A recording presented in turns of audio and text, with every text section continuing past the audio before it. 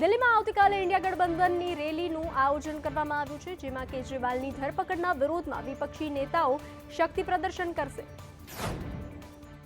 CM Arvind કેજરીવાલની ધરપકડના વિરોધમાં આવતીકાલે India ગઠબંધન અને દેશભરમાંથી 28 અલગ વિરોધ પક્ષો રામલીલા મેદાનમાં એક મંચ પર આવશે।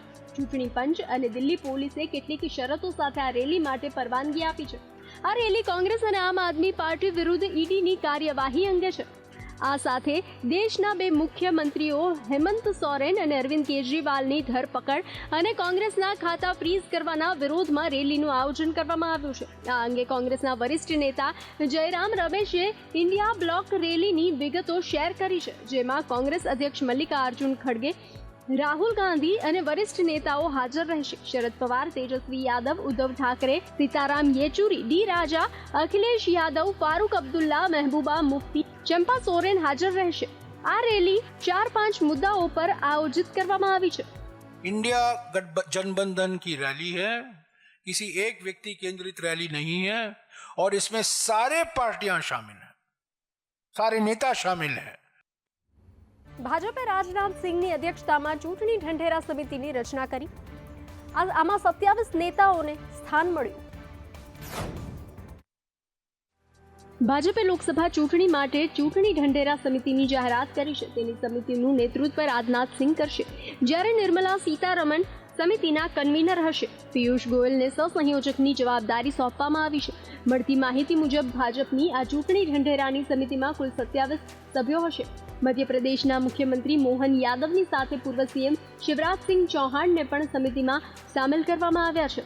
ભાજપની ચૂંટણી ઢંઢેરાની સમિતિમાં અર્જુન મુંડા, ભૂપેન્દ્ર યાદવ, સ્મૃતિ ઈરાની, અર્જુન રામ મેઘવાલ, કિરણ રિજિજુજી, અશ્વિની વૈષ્ણવ, ધર્મેન્દ્ર પ્રધાન, ભૂપેન્દ્ર પટેલ, હેમંતા બિસ્વા શર્મા, વિષ્ણુદેવ સાઈ, રવિશંકર પ્રસાદ, સુશીલ મોદી, કેશવ પ્રસાદ, રાજકુમાર।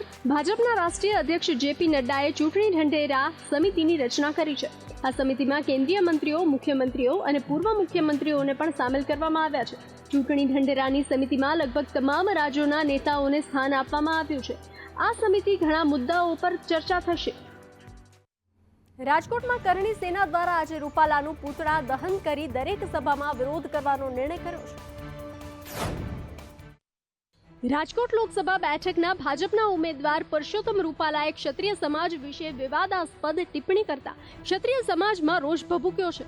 આ વિવાદને ખાળવા ગઈકાલે ગોંડલમાં જયરાજસિંહની આગેવાનીમાં ક્ષત્રિય સમાજની બેઠક યોજાઈ હતી, જેમાં અમદાવાદથી ખાસ ગોંડલ આવેલા ગુજરાત ક્ષત્રિય કરણી સેનાના મહિલા પ્રદેશ અધ્યક્ષ ગીતાબા પરમાર સહિત 5 મહિલાઓને પોલીસે અટકાવી હતી। આજે રાજકોટ આવેલા ગીતાબા પરમારે જણાવ્યું હતું કે આ બેઠક માત્ર ભાજપના રાજકીય આગેવાનો વચ્ચે મળી હતી। અમે પહોંચ્યા તો અમને પોલીસે અટકાવી દીધા હતા અને મહિલાઓને એન્ટ્રી નથી તેવું કહી અંદર જવા દેવામાં આવ્યા ન હતા। બહેનો વિશે ટિપ્પણી કરી છે અને બહેનોને જ બેઠકમાં હાજર રાખવામાં આવ્યા નથી। આ કોઈ સમાધાન છે જ નહીં। યુવરાજસિંહના નામની પાછળથી હું સિંહ હટાવી દઉં છું અને અન્ય ત્યાં ઉપસ્થિત ભાઈઓ કોઈ આવી ગેરસમજ ભરી વાતો કરશે તો તેમની પાછળથી પણ સિંહ અમે હટાવી દઈશું। રાજકોટ લોકસભા બેઠકના ભાજપના ઉમેદવાર પરસોત્તમ રૂપાલાએ ક્ષત્રિય સમાજ વિશે નિવેદનને લઈ માફી માંગ્યા બાદ પણ વિરોધ ચરમસીમાએ પહોંચ્યો છે। ગઈકાલે શેમડા સ્થિત જયરાજસિંહના ફાર્મ હાઉસ ગણેશગઢ ખાતે ક્ષત્રિય સમાજના આગેવાનોની બેઠક મળી હતી, જેમાં રૂપાલાએ પોતાની ભૂલનો વધુ એક વખત સ્વીકાર કર્યો હતો અને 2 હાથ જોડીને ક્ષત્રિય સમાજની માફી માંગી હતી। એવું લાગતું હતું કે ઘીના ઠામાં ઘી પડી ગયું છે, જોકે વિરોધ વધારે ઉગ્ર થયો હતો। દરબારો છે એ ભાજપમાં જેટલા કાર્યકર્તાઓ છે એ લોકો જ હતા, કોઈ સામાજિક લેવલે કામ કરતા કોઈ વ્યક્તિ અંદર ગયા નહોતા। એટલે આ આખું જયરાજસિંહ અત્યારે જે કહે છે હિંમત, કે જેની હિંમત હોય એ મને બોલાવે, આમ હિંમત તો જયરાજસિંહ તમારામાં જ નથી। તો જ તમે પેલા સામાજિક સંમેલન બતાવો, પછી રાજકીય સંમેલન કરી નાખો। અમારા ઉપર આજે આંગળી ઉઠી છે તો એ અમે નહીં ચલાવી લઈએ। અમારા જાનના જોખમે કે અમારા જીવના જોખમે કે કંઈ પણ થાય, સામ દામ દંડ ભેદ, પણ અમે રૂપાલાને કાઢીને જ જમશું। રૂપાલાને પાંચ ભરાવવા કરણી સેનાના અધ્યક્ષે ભાજપના સભ્યપદેથી રાજીનામું આપી દીધું। રાજ શેખાવતે કહ્યું કે ટિકિટના ભાગલામાં ક્ષત્રિય સમાજની અવગણના થઈ રહી છે। गुजरात का संपूर्ण क्षत्रिय आक्रोशित है। उसके पश्चात भी भारतीय जनता पार्टी की आला कमान द्वारा अभी तक कोई ठोस कदम नहीं उठाए गए, तो मैं डॉक्टर राज शेखावत तुरंत प्रभाव से भारतीय जनता पार्टी की जो प्राथमिक सदस्यता जो मैंने ग्रहण की थी विधानसभा चुनाव से पूर्व, उस प्राथमिक सदस्यता से मैं इस्तीफा देता हूं, तुरंत प्रभाव से इस्तीफा देता हूं। आज के पश्चात मैं भारतीय जनता पार्टी के किसी भी पद पर स्थापित नहीं रहूंगा। પરસોત્તમ રૂપાલા પોતાના નિવેદનને કારણે સતત વિરોધનો સામનો કરી રહ્યા છે. ક્ષત્રિય સમાજ બાદ હવે અનુસૂચિત સમાજના વિરોધનો પણ સામનો કરવાનો વારો આવ્યો છે. પરસોત્તમ રૂપાલાના રાજા રજવાડાઓના નિવેદનથી ક્ષત્રિયો તો નારાજ છે જ, હવે અનુસૂચિત સમાજના લોકોની પણ લાગણી દુભાઈ હોવાનો આક્ષેપ થયો છે. હકીકતમાં ગઈકાલે ગોંડલમાં જે સંમેલન મળ્યું હતું ત્યાં રૂપાલાએ જે કાર્યક્રમમાં ગયા હતા તેનો ઉલ્લેખ કર્યો હતો. આ જ કાર્યક્રમમાં જ ક્ષત્રિયો અંગે રૂપાલાએ નિવેદન આપ્યું હતું. કોઈ કાર્યક્રમ પણ નહોતો. અમે તો કાર્યક્રમો બંધ કરીને કરશનદાસ સાગઠિયાના ભજન છે એની હાટુથી મેં ગયા હતા. એવો કાર્યક્રમ કાંઈ કામનો નહોતો. આ જ નિવેદનને કારણે અનુસૂચિત સમાજ રોષે ભરાયો છે અને વંથલીના અનુસૂચિત સમાજના અગ્રણી દ્વારા પોલીસ સ્ટેશનમાં ફરિયાદ દાખલ કરવામાં આવી છે. આ માફીના કાર્યક્રમમાં ક્ષત્રિય સમાજને વાલા થવા માટે દલિત સમાજને ઉતારી પડવાના જે એના હાવભાવ અને જે વાણી વિલાસ હતો એનાથી સમગ્ર ગુજરાતના અને સમગ્ર ભારતના દલિત સમાજની આસ્થાને એની લાગણીને ઠેસ પહોંચી છે. સાબરકાંઠા લોકસભાનું કોકડું ઉકેલવા આજે સીએમએ બેઠક યોજી હતી. 3.5 કલાક બેઠક ચાલી, જેમાં તમામને 1 to 1 સાંભળવામાં આવ્યા. લોકસભાની ચૂંટણી જાહેર થઈ ગઈ છે. ભાજપે ગુજરાતની તમામ 26 બેઠકો પર પોતાના ઉમેદવાર જાહેર કરી દીધા છે. ત્યારે આ વખતે અમુક બેઠકો પર ઉમેદવારને લઈ ભાજપમાં જ આંતરિક જૂથવાદ જોવા મળી રહ્યો છે. આવી જ એક સાબરકાંઠા બેઠક છે જ્યાં ભાજપે મહિલા ઉમેદવારને ટિકિટ આપતા સ્થાનિક ભાજપમાં વિરોધનો વંટોળ ઉઠ્યો છે. આ બેઠક પરનું કોકડું ઉકેલવા માટે આજે ગાંધીનગરમાં મુખ્યમંત્રી નિવાસ સ્થાને મહત્વની બેઠક યોજાઈ હતી. સવારે 10:30 કલાકે શરૂ થયેલી બેઠક બપોર પછી 3:30 કલાકે પૂરી થઈ હતી. આથી 5 કલાક ચાલેલી બેઠકમાં સાબરકાંઠા લોકસભાના હોદ્દેદારોને બોલાવીને 1 to 1 સાંભળવામાં આવ્યા હતા. બેઠકમાં મુખ્યમંત્રી, પ્રદેશ પ્રમુખ, સંગઠન મહામંત્રી અને ગૃહમંત્રી હાજર રહ્યા હતા. બેઠકના સૌ હોદ્દેદારોને એક પછી એક બોલાવીને લોકસભાની સ્થિતિ અંગે સાંભળ્યા હતા, જેમાં સાબરકાંઠા લોકસભા ઉમેદવારના વિવાદ અને વિરોધ અંગે માહિતી મેળવવામાં આવી હતી. ડેમેજ કંટ્રોલ સાથે સાથે પડદા પાછળ વિરોધ કરનારની ભૂમિકા ભજવનાર સંગઠનના લોકો અંગે જાણકારી મેળવવામાં આવી હતી. વલસાડમાં ભાજપ ઉમેદવારનો વિરોધ યથાવત છે. ધવલ પટેલને ઉમેદવાર તરીકે બદલવા માટેની માંગ વધારે પ્રબળ થઈ રહી છે. વડોદરા અને રાજકોટ બાદ હવે વલસાડમાં ભાજપમાં કથિત આંતરિક અસંતોષ સામે આવી રહ્યો છે. હવે વલસાડ બેઠક પરથી ધવલ પટેલને મેદાનમાં ઉતારવા અંગે પક્ષના કાર્યકરો દ્વારા અસંતોષ વ્યક્ત કરતો વધુ એક પત્ર સોશિયલ મીડિયા પર વાયરલ થયો છે. અત્યાર સુધીમાં 4 પત્ર ધવલ પટેલના વિરોધમાં સામે આવી ચૂક્યા છે, તો બીજી બાજુ ઉમરગામમાં પણ લોકોના રોષનો સામનો કરવો પડશે. એમ એ ખૂબ ઘણા વર્ષો સુધી અદ્રશ્ય રહ્યા અને અમને એક પણ રૂપિયાની ગ્રાન્ટ ઉમરગામ તાલુકામાં આપી, નારગોલને આપી નથી. આ વખતે અમે ચલાવી લેવાના નથી. અમને નારગોલમાં ગ્રાન્ટ જોશે, આ પાસે ખાતરી રાખીએ છીએ. તમે યુવાન છો, અત્યારે તમને અમે આશ્વાસન આપીએ છીએ અને ખૂબ ખાતરી આપીએ છીએ કે આપણે જોરદાર મતથી ઉમરગામ તાલુકામાં આપણે તમને વિજય બનાવવાના છે. વલસાડમાં ભણતર કરીને આગળ વધ્યો છે, એટલે હું વચન આપું છું કે જ્યારે તમારા આશીર્વાદથી હું દિલ્હી જઈશ ત્યારે આપણા ઉમરગામને અને વલસાડ લોકસભામાં ઉમરગામને સારામાં સારું ફંડ આપવાનું અને બજેટ આપવાનું કામ આપણે કરશું. એ મારું વચન છે. તમારી સાથે પ્રવાસ કરીશ. સુરતમાં વીજ કંપનીના કર્મચારીઓ જાહેરમાં ભાજપનો ખેસ પહેરીને પ્રચાર કરતા કોંગ્રેસે આચાર સંહિતા ભંગની ફરિયાદ કરવાની માંગ કરી છે. લોકસભાની ચૂંટણી માટે પ્રચાર હજી ધીમા પગલે આગળ વધી રહ્યો છે. ત્યારે સુરત કોંગ્રેસે ચૂંટણી પંચને પુરાવાઓ રજૂ કરવા સાથે લેખિત ફરિયાદ કરી છે. કોંગ્રેસે ચૂંટણી પંચને લખેલા પત્રમાં કહ્યું છે કે લોકસભાની સામાન્ય ચૂંટણી 2024ની આદર્શ આચાર સંહિતાનો અમલ સમગ્ર જિલ્લામાં કડકમાં કડક રીતે કરાવવામાં આવે. આચારસંહિતાના અમલ કરાવવાની જવાબદારી ચૂંટણી પંચની છે, પરંતુ શાસક પક્ષ ભાજપ સરકારી તંત્રનો પ્રચારમાં ઉપયોગ કરી રહ્યો છે. 22 તારીખે ડીજીવીએસએલના અધિકારીઓ શ્રી નીરુભાઈ દેસાઈ ભાજપના મધ્યસ્થ કાર્યાલય પર ભાજપના જે ઉમેદવાર છે મુકેશભાઈ દલાલ તેઓ સાથે મિટિંગ કરે છે અને તેમણે જાહેરમાં એવું કહે છે કે ભાઈ સુરત સહિત દક્ષિણ ગુજરાતની 4 લોકસભાની સીટ ભાજપ જીતશે એ રીતે અમે તમામ કર્મચારીઓ તમારી સાથે રહીશું.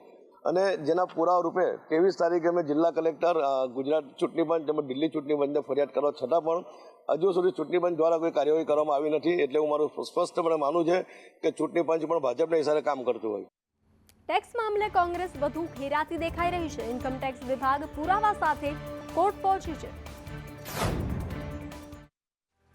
આવકવેરાના મામલે કોંગ્રેસની મુશ્કેલીઓ વધી રહી હોય તેવું લાગી રહ્યું છે. રિપોર્ટ અનુસાર મુખ્ય વિપક્ષી પાર્ટીને વિવિધ ન્યાયિક સંસ્થાઓ તરફથી રાહત મળવાની શક્યતા ઓછી છે.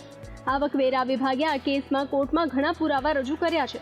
આ દર્શાવે છે કે પાર્ટીને 2013 થી 19 વચ્ચે 626 કરોડ રૂપિયાની મર્યાદા કરતાં વધુ રોકડ મળી હતી. ચૂંટણી પ્રક્રિયામાં રોકડના વ્યાપક ઉપયોગને કારણે કોંગ્રેસે 2018-19માં આવકવેરા મુક્તિ ગુમાવી દીધી હતી. સૂત્રો પાસેથી મળતી માહિતી પ્રમાણે કોંગ્રેસ તરફથી કુલ આવકવેરાની માંગ રૂપિયા 2500 કરોડથી વધુ હોઈ શકે છે. આ માહિતી એપ્રિલ 2019માં આવકવેરા સંબંધિત તપાસમાં સામે આવી છે. આ દરમિયાન કોંગ્રેસ મેઘા એન્જિનિયરિંગ અને અન્ય એક કંપનીની રોકડ રસીદો બતાવી, જે કમલનાથના સહયોગીઓની નજીકની હોવાનું કહેવાય છે. કમલનાથના સહયોગીઓ પાસેથી મળેલી રોકડ મધ્યપ્રદેશમાં ચાલતા કથિત ભ્રષ્ટાચારના કેસમાંથી હતી. સુરતમાં 70,000ના પગારદાર મહિલા પીએસઆઈ અને પુત્ર 8,000ની લાંચ લેતા ઝડપાયા. અટકાયતી કાર્યવાહી ન કરવા લાંચની માંગ કરી હતી. સુરતના લાલગેટ પોલીસ મથકની લાલગેટ પોલીસ ચોકીના મહિલા પીએસઆઈ અને તેમના પુત્રને એસીબીએ 8,000ની લાંચ સ્વીકારતા તેમની ઓફિસમાં ઝડપી લીધા હતા. વેપારીના ત્યાં કામ કરતા ટેકનિશિયન વિરુદ્ધ લાલગેટ ચોકીમાં થયેલી અરજીમાં અટકાયતી કાર્યવાહી નહીં કરવાના બદલામાં 70,000ના પગારદાર મહિલા પીએસઆઈ 10,000ની લાંચ માંગ્યા બાદ 8,000 લેવા તૈયાર થયા હતા. હકીકતમાં સુરતના એક વેપારીને ત્યાં નોકરી કરતા ટેકનિશિયન વિરુદ્ધ લાલગેટ ચોકીમાં અરજી થઈ હતી. અરજીની તપાસ કરી રહેલા લાલગેટ ચોકીના મહિલા પીએસઆઈ મંજુલાબેન શંકરલાલ પારગીએ અરજીમાં અટકાયતી કાર્યવાહી નહીં કરવાના બદલામાં ટેકનિશિયન પાસે 10,000ની લાંચની માંગણી કરી હતી. વાતચીત બાદ તેઓ લાંચ પેટે 8,000 લેવા તૈયાર થયા હતા. મંજુલાબેન તથા એક પ્રજાજન અશ્વિનભાઈ નાઓને ₹8,000ની લાંચ લેતા અટકાયત કરવામાં આવેલી છે અને તેઓ વિરુદ્ધ કાયદેસર કાર્યવાહી હાથ ધરી આગળ તપાસ હાથ ધરેલી. આરોપી પીએસઆઈ તથા જે પ્રજાજન છે એ એમનો સંબંધ મા દીકરાનો છે. ગુજરાતમાં સ્વાઇન ફ્લૂએ કહેર વરસાવ્યો છે, તો કોરોના પણ ધીમે ધીમે પગપેસારો કરી રહ્યો છે. સ્વાઇન ફ્લૂ સહિત કોરોનાના કેસોમાં વધારો થયો છે. અમદાવાદ અસરવા સિવિલમાં H1N1ના 5 કેસ નોંધાયા છે. તેમાં 4 દર્દીઓ 48 થી 63 વર્ષની ઉંમરના છે. તેમજ એક દર્દીને રજા અપાઈ છે અને એક દર્દી વેન્ટિલેટર પર છે, તથા કોવિડના પણ 2 દર્દી સિવિલમાં દાખલ છે અને બંને દર્દીને ઓક્સિજન પર રખાયા છે. રાજ્યમાં સ્વાઇન ફ્લૂ સાથે ફરી એકવાર કોરોનાએ દસ્તક દીધી છે, જેમાં અસરવા સિવિલમાં H1N1ના 5 કેસ નોંધાયા છે. અસરવા સિવિલમાં દર્દીઓને દાખલ કરાયા છે. 5 કેસમાં એક દર્દી સ્ટેબલ થતા રજા આપવામાં આવી છે. હાલ સિવિલ હોસ્પિટલમાં 4 દર્દી દાખલ છે. આ 4 દર્દીઓ 48 વર્ષથી 63 વર્ષ સુધીના છે, તથા 3 દર્દીઓ એવા છે જેને સિવિયર કોમોર્બિડિટીઝ છે. તેમજ 3 દર્દી ગુજરાતના અને એક દર્દી મધ્યપ્રદેશનું છે. વડોદરા શહેરમાં પણ કોરોનાના 3 પોઝિટિવ દર્દી નોંધાયા છે. તેઓ SSG હોસ્પિટલના આઇસોલેશન વોર્ડમાં સારવાર હેઠળ છે. હવામાનમાં બદલાવ આવતા ઉત્તરના પહાડી રાજ્યોમાં હિમવર્ષા થઈ હતી. રોહતાંગ અને મનાલીમાં વહેલી સવારથી જ સતત હિમવર્ષા જોવા મળી હતી. હવામાનમાં બદલાવ આવતા ઉત્તરના પહાડી રાજ્યોમાં આજે હિમવર્ષા થઈ હતી. હવામાન વિભાગ દ્વારા ઉત્તર પશ્ચિમ ભારતમાં 30 અને 31 માર્ચ દરમિયાન વરસાદ અને વાવાઝોડાની આગાહી કરવામાં આવી. પહાડી વિસ્તારોમાં હવામાનની પેટર્નમાં સતત બદલાવ થતાં આજે ઉત્તરાખંડ અને હિમાચલ પ્રદેશમાં હિમવર્ષા થઈ હતી. હિમાચલ પ્રદેશના રોહતાંગ પાસે અને મનાલીની અટલ ટનલ ખાતે હિમવર્ષા થતાં જનજીવન પ્રભાવિત થયું હતું. સુરક્ષાની દ્રષ્ટિએ અટલ ટનલને બંધ કરવામાં આવી છે, તો ઉત્તરાખંડના દહેરાદૂનમાં પણ ભારે પવન સાથે વરસાદ પડ્યો હતો. ઉત્તરાખંડના ઉત્તરના ભાગોમાં હિમવર્ષા નોંધાઈ. ભારતીય હવામાન વિભાગ અનુસાર 30 અને 31 માર્ચે ઉત્તર પશ્ચિમ ભારતમાં વાવાઝોડા સાથે વરસાદની સંભાવના છે. હિમવર્ષા સાથે વરસાદના કારણે હિમાચલ રોડવેઝ ટ્રાન્સપોર્ટ કોર્પોરેશનની બસ શનિવારે કિન્નૌર જિલ્લાના મલિંગ નજીક લપસી જતા પલટી ગઈ હતી. જો કે આ ઘટનામાં કોઈ જાનહાનિના અહેવાલ નથી. હિમવર્ષા સાથે વરસાદ થતા 168 રસ્તાઓ બંધ કરવામાં આવ્યા છે. વાતાવરણમાં સુધાર આવશે ત્યારે રસ્તાઓ રાબેતા મુજબ ચાલુ કરવામાં આવશે. અમેરિકી રાષ્ટ્રપતિ જો બાઇડને પાકિસ્તાનના નવા પીએમ શાહબાઝ શરીફને પત્ર લખી પાકિસ્તાનને અમેરિકાના સમર્થનની વાત કરી હતી. પત્રમાં બાઇડને લખ્યું, આપણી ભાગીદારી વિશ્વભરના લોકો અને ક્ષેત્રની સુરક્ષા માટે મહત્વપૂર્ણ છે. વૈશ્વિક અને ક્ષેત્રીય પડકારોનો સામનો કરવા માટે અમેરિકા હંમેશા પાકિસ્તાનની સાથે ઊભું રહેશે. તે જ સમયે આ પ્રથમ વખત છે જ્યારે બાઇડને પાકિસ્તાનમાં ચૂંટણી પછી કોઈ વડાપ્રધાન સાથે વાત કરી હોય. બાઇડને પોતાના પત્રમાં લખ્યું છે કે અમેરિકા માનવ અધિકારોના વિકાસ અને સંરક્ષણ માટે પાકિસ્તાન સાથે મળીને કામ કરવાનું ચાલુ રાખશે. બંને દેશો સાથે મળીને તેમના નાગરિકો વચ્ચે વધુ મજબૂત ભાગીદારી અને વધુ સારા સંબંધો બનાવશે. આ પહેલા 15 માર્ચે પાકિસ્તાનમાં અમેરિકી રાજદૂત પાકિસ્તાનને અમેરિકાનો મહત્વપૂર્ણ ભાગીદાર ગણાવ્યો હતો. તેમણે આશા વ્યક્ત કરી કે પાકિસ્તાનની નવી સરકાર દ્વિપક્ષીય સંબંધોને મજબૂત કરવા માટે અમેરિકા સાથે કામ કરશે. પાકિસ્તાનમાં ચૂંટણીમાં ગોટાળા અને આક્ષેપો અને ગઠબંધન વચ્ચે રાષ્ટ્રપતિ હાફિઝ અલી ઝરદારીના પરિવારે એક નવો રેકોર્ડ બનાવ્યો છે. વાસ્તવમાં આસિફ અલી અને ભૂતપૂર્વ વડાપ્રધાન બેનઝીર ભુટ્ટોની સૌથી નાની પુત્રી આસિફા બિન હરીફ સંસદ સભ્ય તરીકે ચૂંટાયા પછી ઝરદારીએ શરીફને પાછળ છોડી દીધા અને પાકિસ્તાનની રાજકારણમાં એક પરિવારમાંથી સૌથી વધુ સાંસદ હોવાનો રેકોર્ડ બનાવ્યો. કહેવામાં આવી રહ્યું છે કે બેનઝીર ભુટ્ટોની દીકરી આસિફા ભુટ્ટો દેશની ફર્સ્ટ લેડીનો રોલ કરવા માટે તૈયાર છે. પાકિસ્તાનના ઇતિહાસમાં પહેલીવાર છે જ્યારે આ ઔપચારિક પદવી કોઈ સ્થાયી રાષ્ટ્રપતિની પત્નીને નહીં પરંતુ તેની પુત્રીને આપવામાં આવશે. 31 વર્ષીય આસિફા ભુટ્ટો પાકિસ્તાનના પ્રથમ મહિલા વડાપ્રધાન બેનઝીર ભુટ્ટો અને દેશના એકમાત્ર 2 વખત રાષ્ટ્રપતિ બનેલા આસિફ અલી ઝરદારીની સૌથી નાની પુત્રી છે. પ્રદેશના ચૂંટણી કાર્યાલય દ્વારા જારી કરાયેલી સૂચના અનુસાર આસિફાની સામે નામાંકન દાખલ કરનારા 3 ઉમેદવારોએ હરીફાઈમાંથી તેમના નામ પાછા ખેંચી લીધા હતા અને ત્યારબાદ બિનહરીફ રીતે તેઓ ચૂંટણીમાં ચૂંટાઈ આવ્યા હતા. માલદીવના રાષ્ટ્રપતિ મોહમ્મદ મુઇઝુએ તેમના દેશના જ નેતા પર વિદેશી રાજદૂત તરીકે કામ કરવાનો આરોપ લગાવ્યો છે. તેમણે એક ઇન્ટરવ્યુમાં કહ્યું કે ઇબ્રાહિમ મોહમ્મદ સોલિયા વિદેશી રાજદૂતના આદેશ પર કામ કરતો હતો. જોકે મુઇઝુએ કોઈ દેશ કે રાજદ્વારનું નામ નથી લીધું. માલદીવના રાષ્ટ્રપતિ મુઇઝુએ પબ્લિક સર્વિસ મીડિયા એટલે કે PSM સાથેના ઇન્ટરવ્યૂ દરમિયાન મિલિટરી ડ્રોનની ખરીદીને લઈને વિપક્ષની ટીકાના સંદર્ભમાં એક પ્રશ્નનો જવાબ આપતા કહ્યું હતું કે વર્ષ 2018થી 2023 સુધી માલદીવિયન ડેમોક્રેટિક પાર્ટીને સંસદમાં બહુમતી પણ મળી છે. જોકે પક્ષ માલદીવની સ્વતંત્રતાનું રક્ષણ કરવામાં નિષ્ફળ ગયો અને તેને વિદેશી દેશના હાથમાં છોડી દીધો. ઇબ્રાહિમ સોલીહે વિદેશી રાજદૂતના આદેશ પર કાર્યવાહી કરી હતી, જેના પરિણામે દેશને મોટું નુકસાન થયું છે. તેમણે કહ્યું કે આપણે આર્થિક સહિત દરેક રીતે આપણી સ્વતંત્રતા ગુમાવી દીધી છે. આ બધા પછી તેઓ આ બધાને ઉકેલવાના અમારા પ્રયાસોને સ્વીકારશે નહીં અને માલદીવના લોકો જે માર્ગ પર દેશને પાછો લાવવા માંગે છે ત્યાં પહોંચાડીને રહીશ. અજાણ્યા હુમલાખોરો નેધરલેન્ડમાં પ્રવેશ્યા બાદ ડઝનેક લોકોને બંધક બનાવ્યા, જેને લઈને રક્ષા દળો દ્વારા 150 મકાનો ખાલી કરાવવામાં આવ્યા હતા. યુરોપિયન દેશ નેધરલેન્ડના ઈડે શહેરમાં શનિવારે એક ઇમારતમાં ડઝનબંધ લોકોને બંધક બનાવવામાં આવ્યા હતા. ભારે હથિયારોથી સજ્જ નેધરલેન્ડ પોલીસે ઈડે શહેરને ઘેરી લીધું છે. પોલીસે એક નિવેદનમાં જણાવ્યું હતું કે બિલ્ડિંગમાં ઘણા લોકોને બંધક બનાવવામાં આવ્યા હતા. પોલીસ પ્રવક્તા સિમોન ક્વોકે એસોસિએટ પ્રેસ ન્યૂઝ એજન્સીને જણાવ્યું હતું કે અડ્ડે મુદ્દે લોકોને બંધક બનાવવામાં આવ્યા હતા, પરંતુ તેણે આ ઘટના અને તેમાં કેટલાક લોકો સામેલ હતા તે અંગે વધુ વિગતો આપવાનો ઇનકાર કર્યો હતો. હુમલાની માહિતી આપતા ડચ પોલીસે કહ્યું કે હાલમાં તેમાં કોઈ આતંકવાદી હેતુ હોવાના કોઈ સંકેત નથી. અગાઉ પોલીસ અધિકારીઓએ અડ્ડેમાં એક આંતરછેદ નજીકના 150 ઘરોને ખાલી કરાવ્યા હતા. પોલીસે લોકોને કહ્યું કે આ વિસ્તારમાં એક વ્યક્તિ છે જે લોકો માટે ખતરો બની શકે છે. ઈડે દક્ષિણ પૂર્વમાં 85 કિલોમીટર દૂર એક ગ્રામીણ શહેર છે. સરકારી આદેશ અનુસાર સેન્ટ્રલ હેડમાં તમામ દુકાનોને બંધ રાખવા સૂચના આપવામાં આવ્યા છે. બાઇડનનો દાવો છે કે G20માં મળેલા તમામ દેશના તમામ નેતાઓએ કહ્યું કે અમે ડોનાલ્ડ ટ્રમ્પને જીતવા નહીં દઈએ. અમેરિકામાં આ વર્ષે રાષ્ટ્રપતિની ચૂંટણી યોજાવાની છે.